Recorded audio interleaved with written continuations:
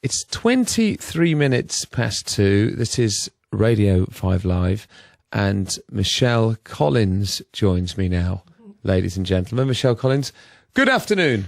Good afternoon, Richard. Welcome to our studio here, Michelle Collins. Very lonely in here, Richard. I am a lot of the time, I'm afraid I am. It's nice to see someone in person. Oh. Now, Michelle Collins is here, and you have an autobiography out. Just to explain that you've played a key role in the two biggest soaps in the land, in both EastEnders and Coronation Street. There's Cindy in EastEnders and there's Stella in Coronation Street. Which soap do you prefer out of EastEnders and Coronation Street? Oh, that would be really... I don't know. I mean, EastEnders was a long... No, because EastEnders was a long time ago. I actually left in 96 and I went back a year later just for 6 months. And there was like a 15, 16-year gap in between. I suppose, Cindy was a bad girl, I suppose. A bit of a sort of... bit more of a complex character than Stella. I mean, I've loved playing Stella. Stella's the landlady of the Rovers. I mean, that's a pretty cool, iconic role to play, isn't it? Yeah. I think. I've had great storylines as Stella, but I suppose in a way... to look back in a couple of years, Cindy was probably the most memorable of the two.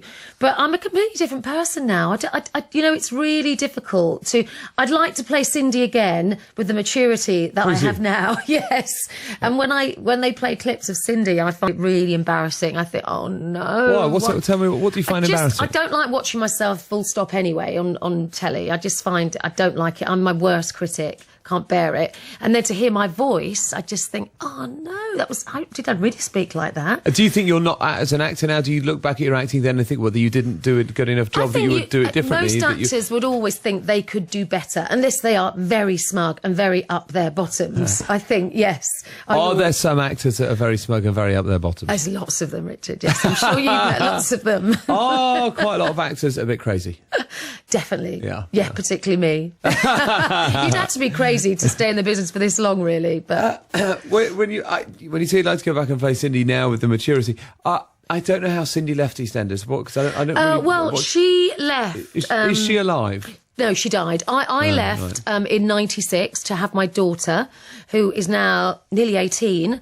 And then a year later, I went back, but only for 6 months. And I decided not to stay any longer. So, and I went on to do other things. And the then producer decided to kill Cindy off screen in childbirth. So if you didn't watch that episode, you might never know. But she died anyway. It was off screen, so it just was off screen. That was unnecessary, wasn't it? Yeah, but that seems like, as an actor, that must be a bit annoying, because there's nothing wrong with having a door open as an option, is there? Well, yes, but I mean, I was lucky because I was filming abroad. I had a great job, and then someone said, "Oh, I went to your funeral today," and I was like, "What?" And it was a writer and said they buried Cindy, and I didn't even know. So there was a scene. There was a scene for your funeral. There was a scene for my funeral with me and obviously a big box underground. But in a way, it was quite good for me because I think I couldn't go back. I wasn't tempted to go back. And I think if they do leave the door open, perhaps Dirty Dan went back. You might have a little 6 months. Went back, didn't he? He did go back. So yes, hello, princess. Of course I could, but I can't really see it happening. That would annoy me. I think in your position that are pretty. They didn't even, out of Cindy's death, they didn't even get a scene out of it for the show. You see, that's so what's the point of it? I know. But the thing is, these shows have a producer for about 2 years, and then someone else moves on, and they come in, they have their vision for the show, what they want, and that, they get people in, they axe people, and then they move on, and someone else comes in. So the new producer, actually, I met him at the National TV Awards, and he said, I wish they hadn't killed Cindy off, Dominic Treadwell Collins, who I think he's doing an amazing job on EastEnders, actually. I sort of dip in and out. I think it's looking good. Yeah. Oh, that is annoying for you, though.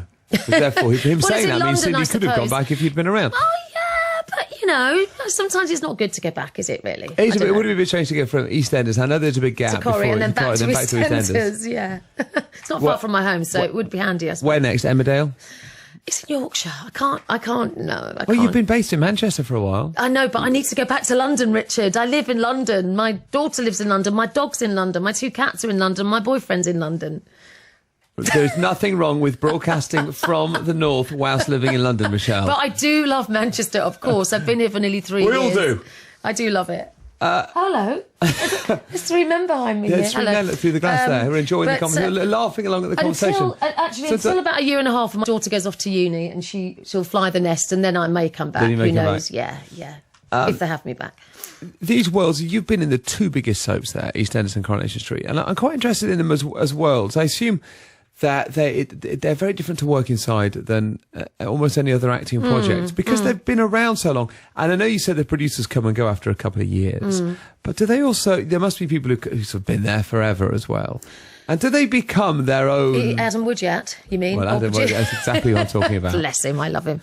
Do they become... But there must be people in costume and different departments and technical departments. There's people who've been there forever. Do they become their own little worlds?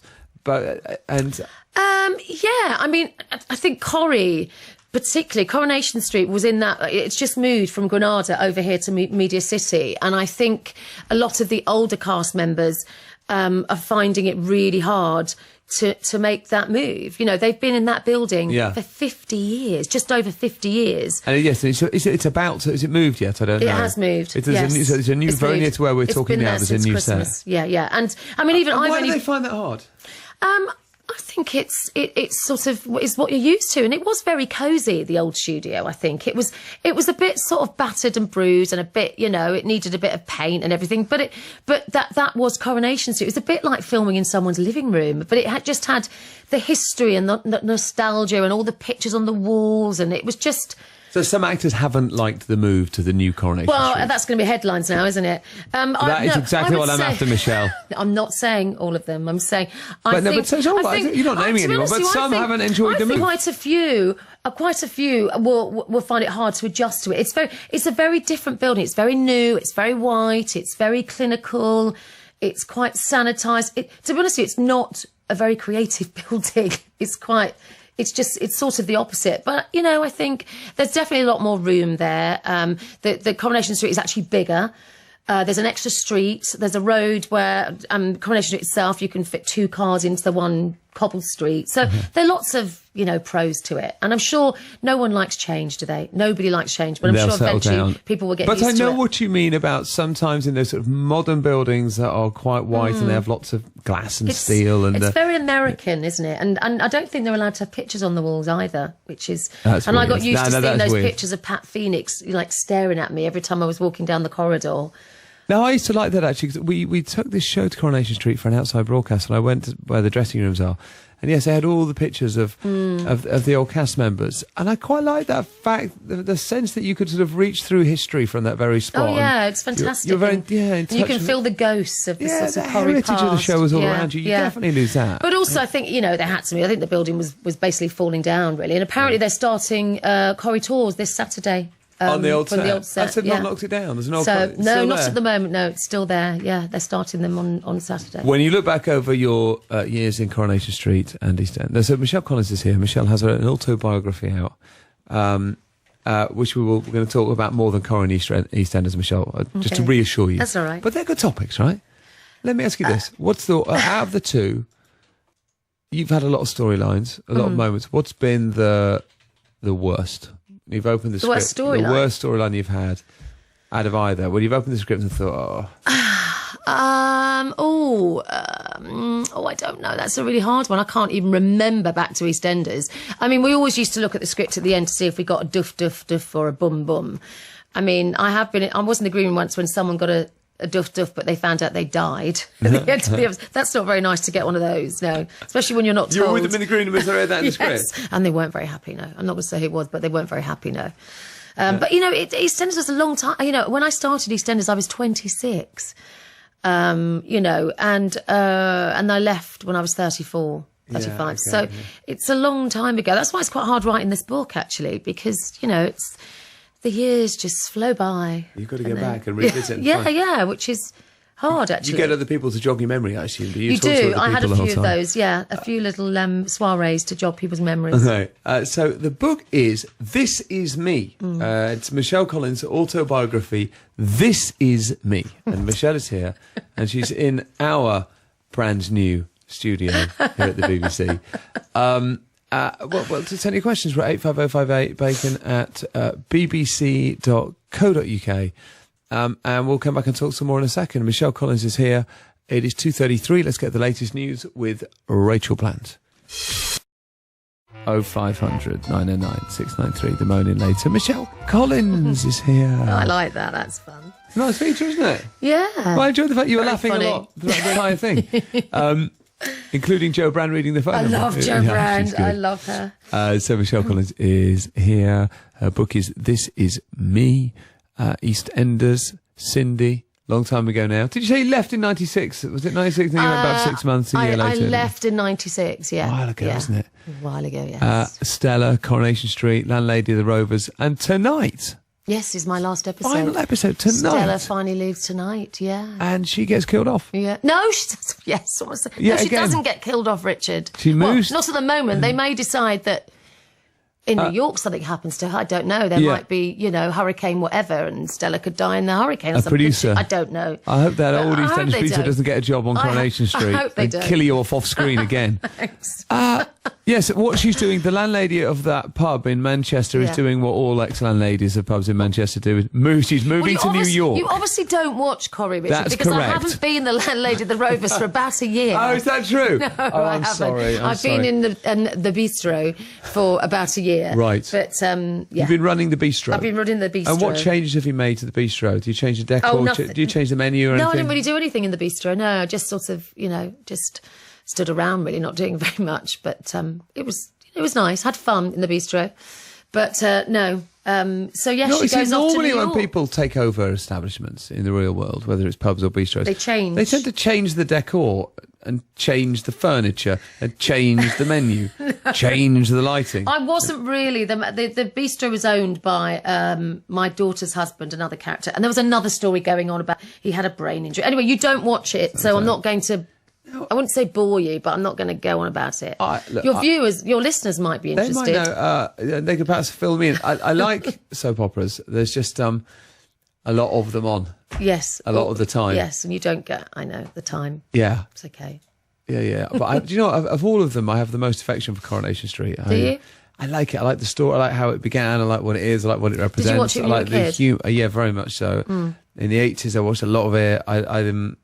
I like the humour in it. I think it's a great show. Well, yeah, it's the first regular show about working class people, wasn't it? I think, and northern people on television when it started, and it had sort of shade. There was something in the dialogue of those very early episodes of almost something of kitchen sink and Alan absolutely. Bennett and the wit and the charm. Very gritty, and it was. I think it was one a week originally, and just and live, and it was live exactly. Yeah.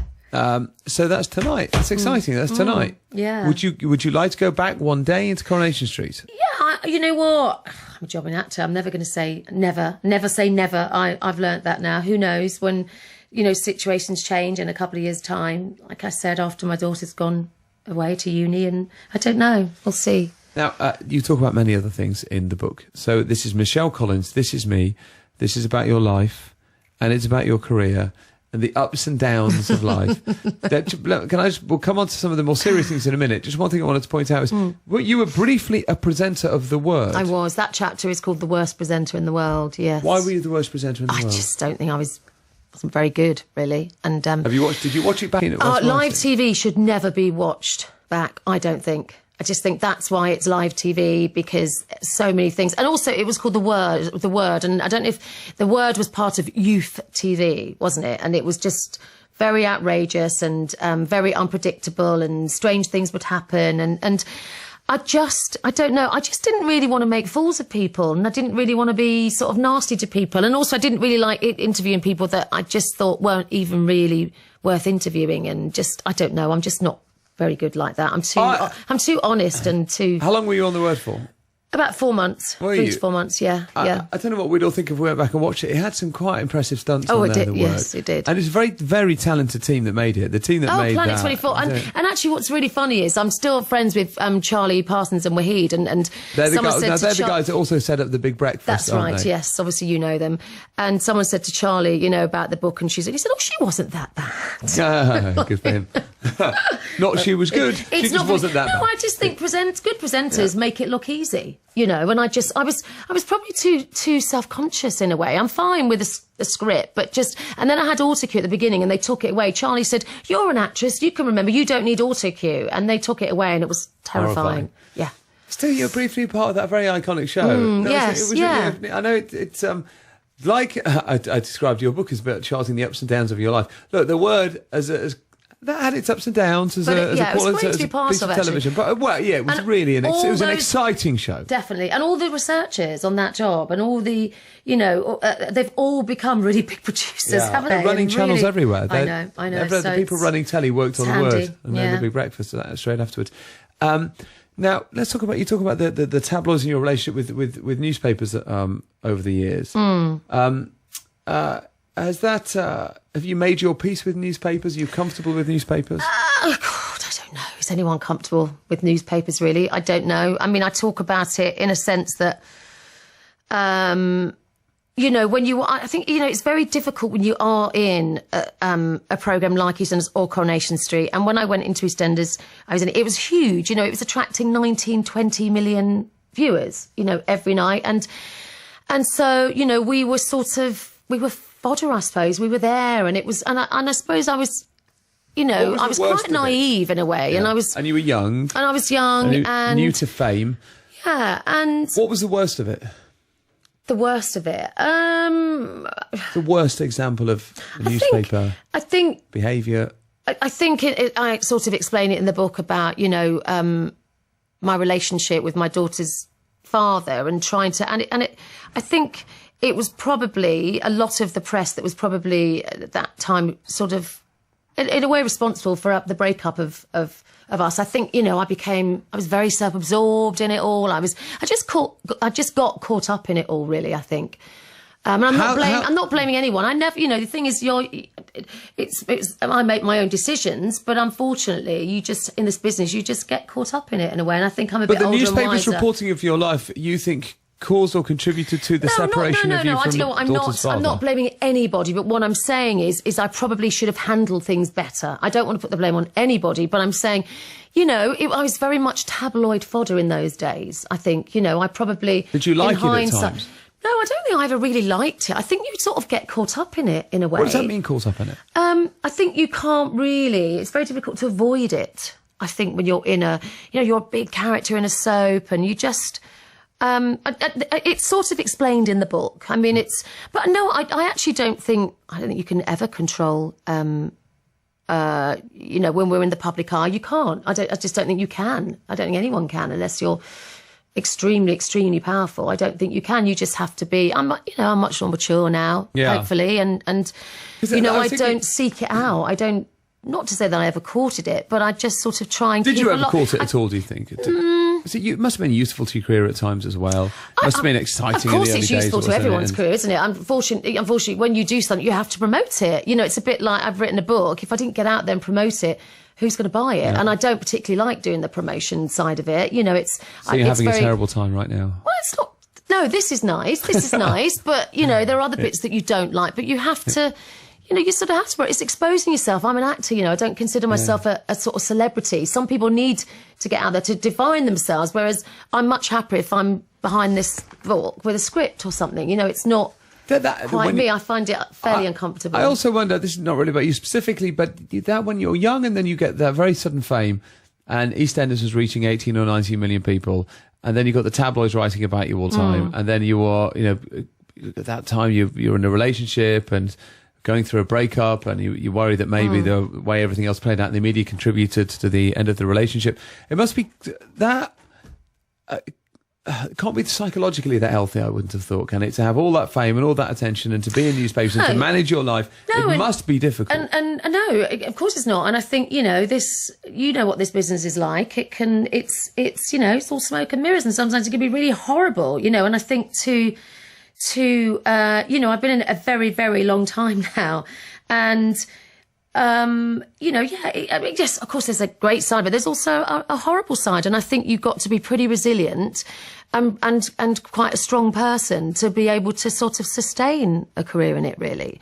And everyone has their ups and downs, but a lot of people don't talk about their ups and downs. Perhaps they don't want to talk about it, or, and I have a little bit in the book. I mean, not obviously all the ups and downs of my life, but things that I thought I needed to talk about, that was maybe closure, things that I thought I couldn't have talked about 10 years ago. Such as?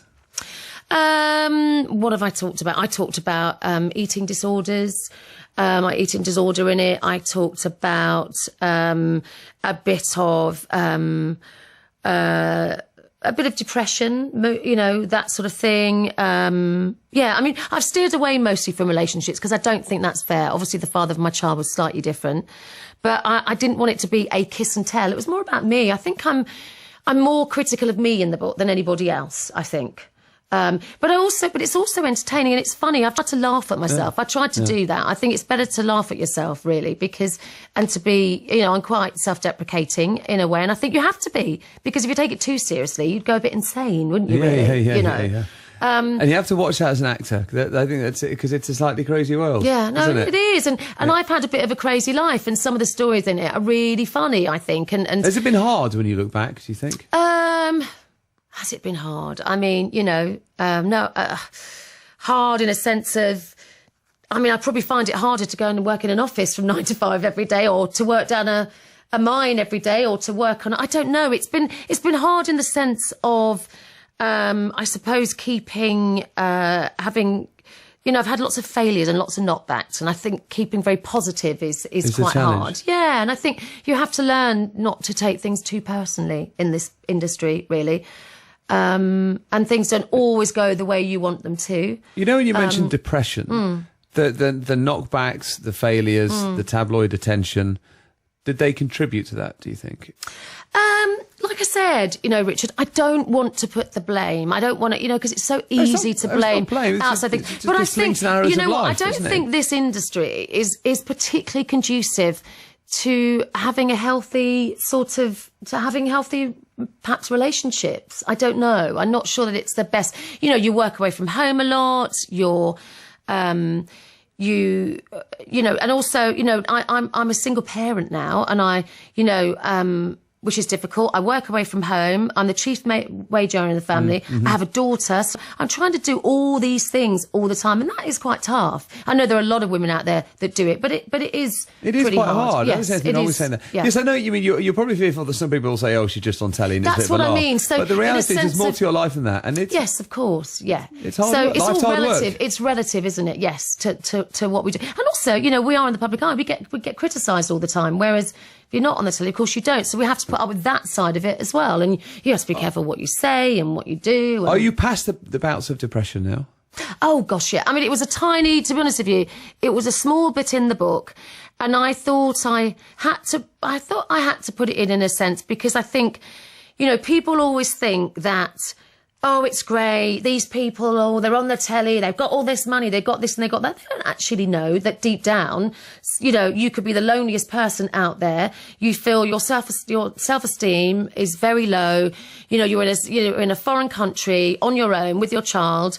You've just had a broken relationship, and it can be really tough. When have you been? So let's look at both sides of this. I'm interested when you've been at your happiest in your career. But first of all, when have you been at your lowest then? Probably.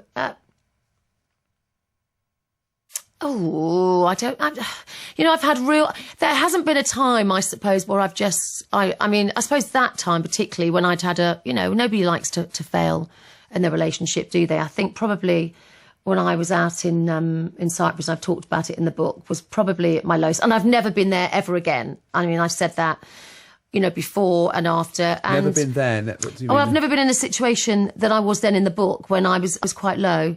And I think I'm the sort of person that picks myself up again. I wouldn't say I'm a depressive person at all, but I think what I was trying to say is that situations and circumstances can happen that can put you into a situation where I think sometimes you just crash and burn. It all gets too much. And I was actually exhausted. I was suffering from exhaustion, I think. So what happened at that time? You'd have to read the book, Richard. It's in a chapter in the book. It's too long to talk about, really. But what happens is that people take these things out of context. And the whole book is, you know, it's a journey, and people take things out, they sensationalise them, and it seems much more powerful, whereas I wanted to sort of normalise it in a way. When have you been at your happiest in your career? I'm happy now, actually. Good. Yeah. Cue for a song. Well, we can have a little song. There's loads of texts coming mentioning your musical past. I love Michelle in Sunburn, says Paul in Nottingham. Aww. I have her singing the theme tune in the car, because you sang the theme tune. Yes, I did. To Sunburn. Here it is. produced by Steve Levine. He did Culture Club and... wow. Was it a good show? Brings back memories. It was a very popular show. We did 2 series. We went to Cyprus, Portugal. Yeah, it was a good series. And now we've got Benidorm, so we'd never have sunburn again. Yeah, this is the forerunner to Benidorm, right? Benidorm's the naughty version of sunburn. Let's have a listen to the lyrics. Hang on. I'm getting sunburned. I'm getting sunburned. Very repetitive. I'm getting sunburned. It's called a chorus. Yeah, it's, you've sung in the past, right? That's I was with, song. you said it. Yeah, mine was Stations in the early 80s. You're a backing singer. You're on top of the Pops. Singer. No, I never made Top of the Pops. What? That's Greg in also... Rugby says, don't forget Michelle was on Top of the Pops. No, I wasn't. That's also in the book. I never made Top of the Pops. No, we were all sort of got rid of before Top of the Pops. So I had to watch it and be like, oh, that could have been me. But I did lots of other gigs and it was great fun. Ian on the M6 says, I saw Michelle a few months ago coming out of Sainsbury's at Euston Station. Her attempts at going incognito didn't really work. Turned up collar and large sunglasses. Does she ever have weird encounters with the public who can't separate reality from her character? And is that why she was in disguise? No, because I probably didn't have any makeup on and I was really tired from coming on a train down from Manchester. Do people confuse that? I imagine this happens a lot with soaps, which is people confuse real person with fictional person. Well, we do pretty much look the same, I suppose. Sound the same on telly all the time. Same. Well, I don't quite sound the same, but... yes, you're that accent. Didn't people moan about the accent? That accent, you are funny. I know. Well, I speak to someone who hasn't really seen it, but there was... I just vaguely remember a little story where there was a discussion about your accent. Yes, I did get a lot of flack for my accent, but, you know, it sort of went away, thankfully, and I think, you know, Scylla just suddenly, you know, just... It was fine. It was all fine in the end. Yeah. Who cares? Yeah. Who cares? Yes. What's next? There's some suggestion you might go into Casualty. No, I am doing 3 episodes. I've already done 2 as a guest in Casualty. I've got my 3rd one when I finish this book tour, and then I'm going to be doing a play at the Hampstead Theatre, a brand new play. Yeah, that's a great theatre. It is. I think they only do new plays there, don't they? It's a fantastic play by a writer called Martin Hesford. It's called The Glass Supper, and I'm very excited about it. Yeah, to do some real theatre again. You work hard. I like working. I do like working, but I like working at the moment in London. Michelle Collins, thank you so much. Oh, thank you for having me. I'm exhausted. The book is This Is Me. Coming up next on 5 Live.